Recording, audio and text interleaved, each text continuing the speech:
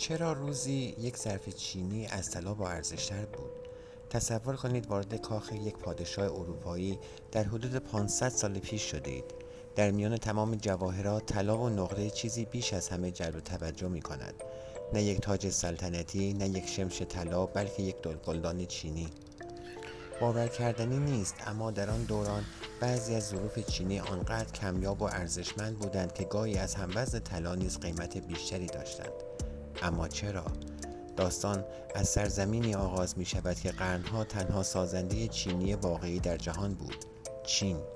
صنعتگران چینی صدها سال راز ساخت این ظروف را فقط میان خود حفظ کردند. آنها از خاک خاص به نام کائولن استفاده می کردند، خاکی بسیار خالص که پس از پخت در دمایی بالاتر از 1300 درجه به ماده سخت، سفید، براق و نیمه شفاف تبدیل می شود.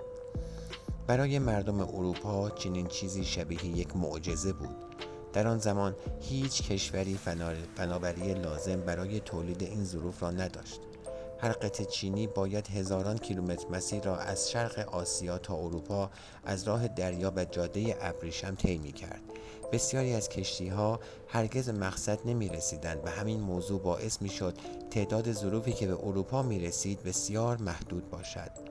وقتی چیزی هم کمیاب باشد و همه آرزوی داشتنش را داشته باشند، ارزش آن به شکل چشمگیری افزایش پیدا می‌کند.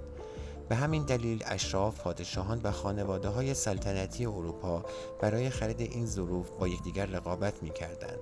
در بعضی دوره‌ها ارزش برخی از ظروف نفیس چینی به اندازه‌ای بالا رفت که از هموزن طلا نیز گرانتر معامله می‌شد. به همین خاطر اروپایی‌ها نام زیبایی روی آن گذاشتند: طلای سفید. اما ماجرا به همینجا ختم نمی شود. برخی از پادشاهان اروپا آنقدر عاشق چینی بودند که اتاق‌های مخصوص برای نمایش مجموع ظروف خود ساختند.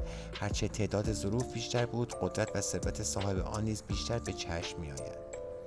این راز بزرگ نزدیک به 1000 سال در اختیار چینی‌ها باقی ماند، تا اینکه در اوایل قرن 18 اروپایی‌ها سرانجام موفق شدند فرمول ساخت چینی سخت را کشف کنند و نخستین کارخانه‌های تولید چینی را راه اندازی کنند.